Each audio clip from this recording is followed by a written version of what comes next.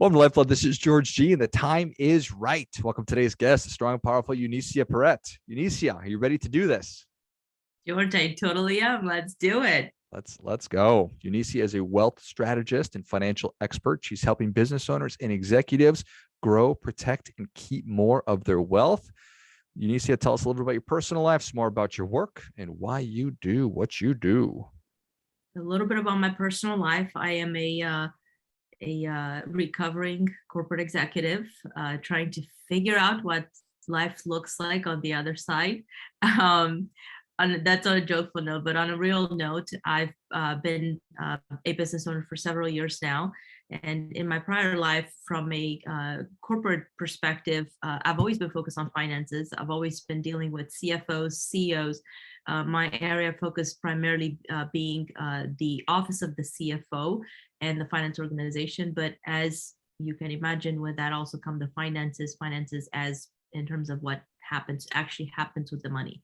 I did that for many years on the corporate side, working with Fortune 500 companies, helping some of the biggest, most renowned brand names in the world.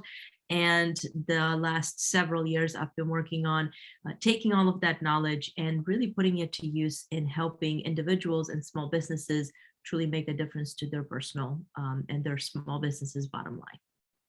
Do you like it better?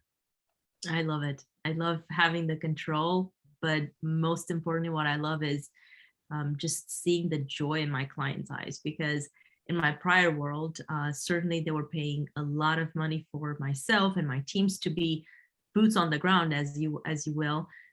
But in my current environment, those individuals are all in it on their own, and oftentimes they don't have anywhere to turn.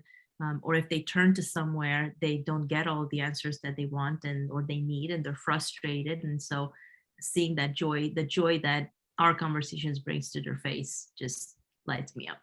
Yeah, I certainly appreciate that. What a fascinating experience it must have been to be working with some of the largest consulting firms in the world, and then working with Fortune 500 companies. Super interesting, super rewarding. And then to be able to take the knowledge and skill set and processes and to be able to deliver that to people that would never have access to that they wouldn't be able to work with those firms you used to work with. Absolutely. And honestly, George, looking back in my career, when I made that shift, I personally thought that a lot of that strategy consulting kind of mindset, that in some way I was leaving it behind. And what's happened over the last several years, I couldn't help but ask questions, because that's what any good strategy consultant does. They ask a lot of questions, and generally they're not meant to poke and pry, but rather to try to define the root cause of the problem, so that you can then design the solution and ultimately implement that solution so that we fix the problem. And when we're looking at personal finances, the world of financial advisory is fairly cut and dry for the most part. But when I came in, looking at our personal situation, I started just poking around and asking more and more questions. And what I found was that there are these black boxes, these black holes that individuals just don't know about, these blind spots, if you will. And because of those blind spots, there's only so much headway that anybody can make, because they don't know that what they don't know. And so it very quickly reverted back to me using a lot of that expertise that I had honed in for so many years, helping a lot of those companies. And so oftentimes individuals will ask me, well, do you regret? And I'll tell them the only thing that I maybe regret is perhaps not evaluating my choices sooner. But at the same time, every single minute, every single second that I spent in that environment was a blessing, because it helped me be the person that I am and have the strength to plow through for my clients on this other side. Is there value in regret anyway? No, well, it's all a matter of perspective, right? A lot of individuals, we have a choice in life. We have a choice of looking at things that happen to us as happening to us or happening for us. And what I found is that the more we look at and perceive things as happening for us, and some way, somehow for our benefit, the better off we are in the long run. Because otherwise we end up stewing in a bunch of sadness and what if this could have happened and that could have happened, and that doesn't help us move forward for sure. Not super productive. No, not at all. So I really resonate with everything you were describing, talking about how we all have blind spots, and certainly within personal finance, and it's so enormous. It's investing in taxes and estate planning and all this. And so there's these black boxes, and I don't know what I don't know. So sometimes I do know as a user of money that I'm supposed to be doing things, but I don't. So I consciously do that. But sometimes I just don't know.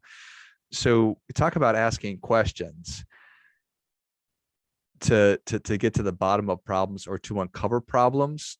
Let's talk a little bit about that, because we don't want to offend people. We don't want to be too aggressive. No, absolutely. And here's what I'll tell you. I'll take it from two different angles. When I first started working with individuals, a good friend of mine said, well, finances are so personal. What if people don't want to share information with you? What then? And so I was able to use my personal example because I had gone through that. I had worked with so many different financial advisors in all shapes and sizes and forms, and different philosophies and different approaches, that it was always one of those things where I gave them just as much as I thought that they needed.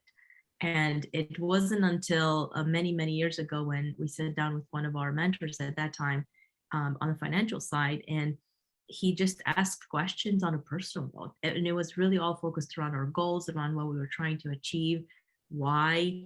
If one of the questions that sticks with me was, what kind of interest rate of return are you looking for? And I came up with this one particular number or percentage, and he said, why? Tell me a little bit more about that. And so what I will tell you is that in working with individuals, it's all a matter of how you ask the questions, because all too often, many folks do not want to talk to a financial person for that reason. They feel poked, they feel prided, they feel like the person sitting on the other side of the table is so much reality. And so the approach that I've always taken with my clients is just really having a dialogue, having a conversation. And I don't even have to tell them at the beginning, hey, it's not going to feel weird. It's not going to feel, because it doesn't. And so what I found over the years for a long time is that people just open up. They open up not because, again, they feel poked and prided, but because on the contrary, they feel like somebody for the first time understands them. But more importantly, somebody really cares. And so that's on the client side. That's the interaction between us and our clients. But what I will tell you for our listeners is, it's okay to ask questions. As a matter of fact, I encourage my clients to always ask questions. And oftentimes people say, but I want to ask a stupid question. There is no such a thing as a stupid question, unless you truly make it stupid or you don't ask it. Because chances are, if it's in your mind, it's in other people's minds as well. And chances are, if somebody else has asked it, there is an answer for it. And if there is no answer for it and it has to be found, that's an amazing question, because now you just uncover something big. So always ask questions, because you asking questions will absolutely lead to you identifying new opportunities, identifying new ways to save money, minimize on taxes. I know you mentioned taxes, right? Minimize on taxes and different things, but it all starts with that desire. You have to have the desire to want to know more, to want to discover more. I like it.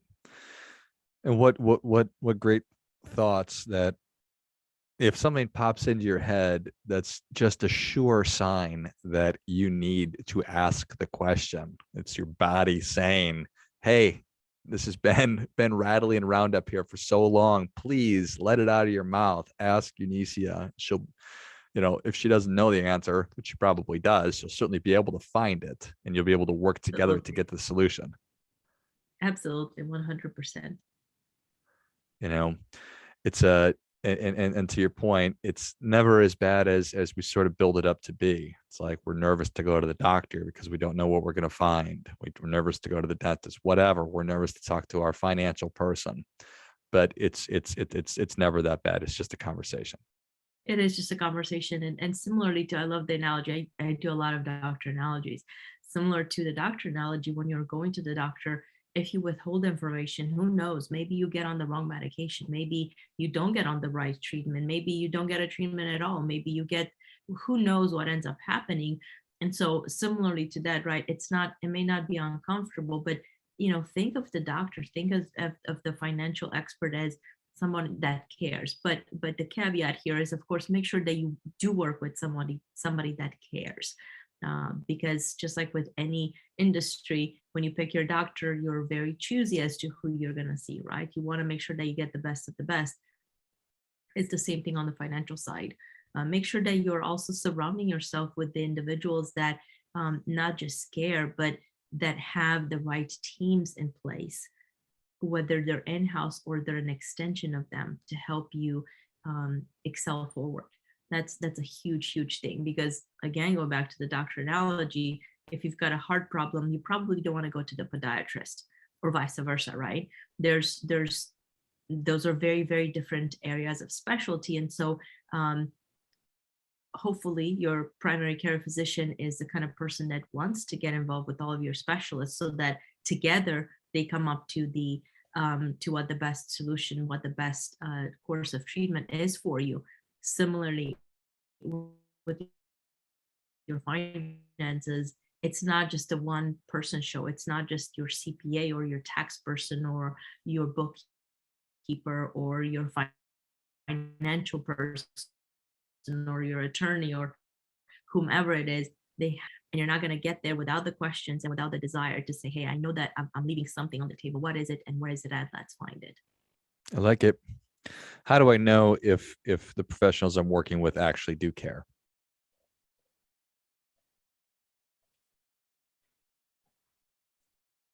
Well, first, we have to follow our gut instinct. And if there's any sort of a lingering thought in your mind,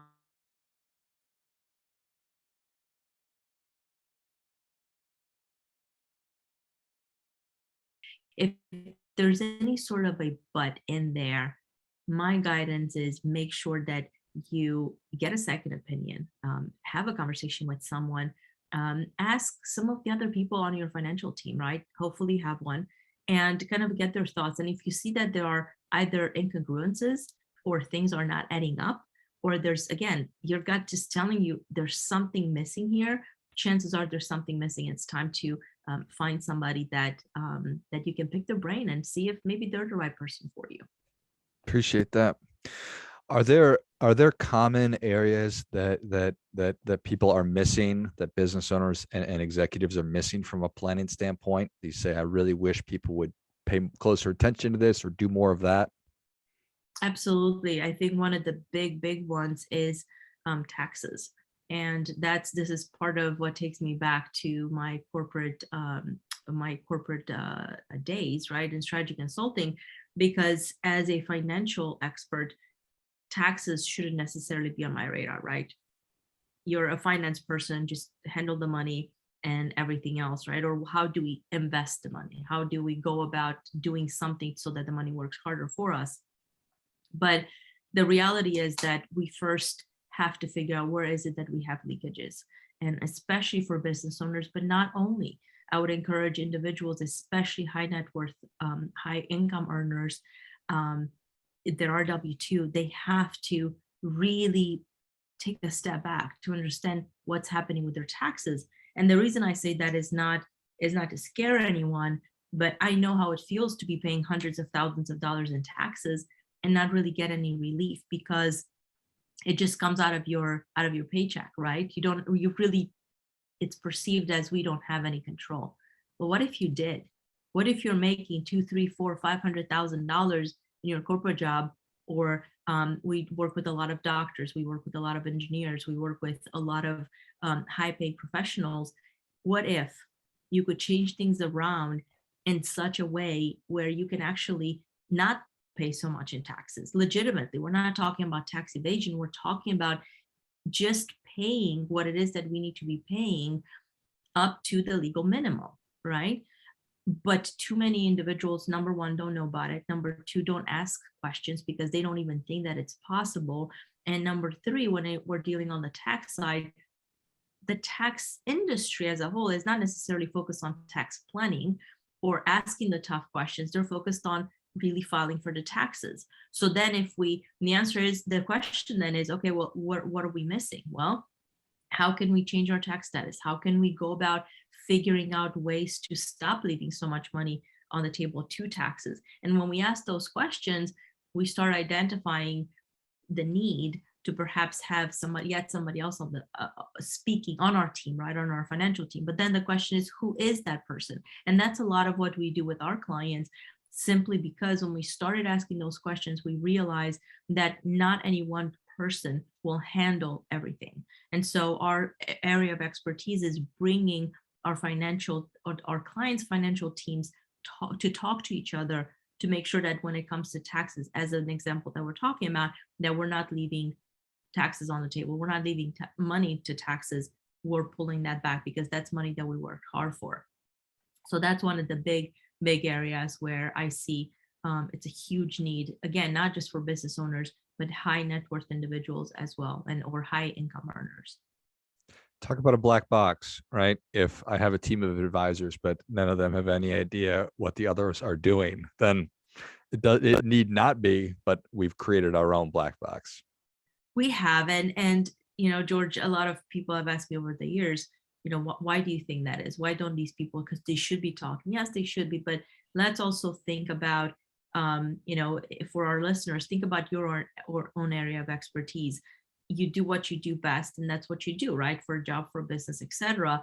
Those individuals do the same thing. So it's not, we won't blame the individuals, let's blame the industries, because the industries, nobody's compensated to be making sure that everybody else is talking about whatever the other person is doing, right? Let's think about, for example, how we set money aside from an investments perspective. There are so many traditional and non-traditional ways to invest money. Well, what's the right answer? For example, when it comes to taxes, right? We can just invest money and expect some sort of a rate of return in whatever the choice of investments is. But again, the question then becomes, how is that impacting taxes? Those conversations, especially for individuals that do have quite a bit of money saved up or are looking to get into different types of investment classes and asset classes and all of that, they have to start asking the question of, okay, if my taxes and my investments aren't coordinated, what's missing? What's missing? Where are we leaving money on the table today? But it's also for the future. So it's a kind of a balance.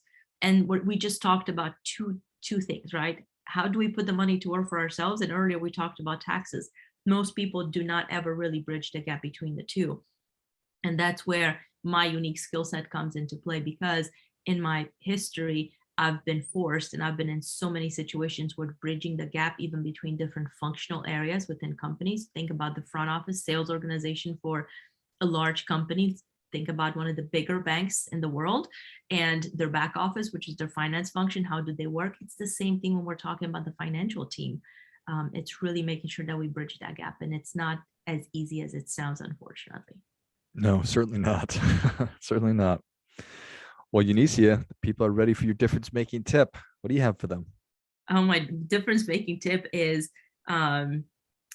it's really going back to, if you already have a financial team, ask yourself the question, how are they talking? How often are they talking together to make a difference to your bottom line? And if they're not talking, you probably have a world of mess on your hands. I'm not telling you that to be scared, to scare you. I'm telling you that as an encouragement that it's time to start asking some of those questions. If you don't have a financial team on your side, and if you're thinking, well, I don't make enough money, or maybe I'm not at the point where I should have a financial team, what I would tell you is, I would encourage you to think again, because your tax preparer, even if you just use a tax preparer, is someone that has huge influence over what can or should happen when it comes to how you think about retirement planning, but that's not in their wheelhouse. And the person that's helping you with your retirement planning is not thinking about taxes. And so at a minimum, if we were to just look at something as simple as that, you still do need a financial team, and you need those people talking. So that's my my tip for our listeners for today. Well, I think that is great stuff. That definitely gets a come on. Eunicia, thank you so much for coming on. Where can people learn more about you, and how can they engage with you? George, thank you so much for having me. For individuals that want to engage with us and learn more, you can find us on social media. I'm sure, George, you're going to put some of those handles in the description. And also you can follow us on our website, www.empoweredfinancialplanner.com. And for those of you that want a little bit more information about what are some of the pitfalls that perhaps you could be avoiding in order to make sure that you maximize money when it comes to your retirement planning and your long-term financial planning, you can go to empoweredfinancialplanner.com/pitfalls and get your checklist to the 5 biggest pitfalls you should be avoiding. Make sure when we do communicate, you let us know that you heard about it here on George's podcast, on the LifeBlood podcast, because I would love to be able to give George a big thank you for whoever you are that might be reaching out. Love it. Well, if you enjoyed this as much as I did, show Eunicia your appreciation and share today's show with a friend who also appreciates good ideas. Follow them on social media.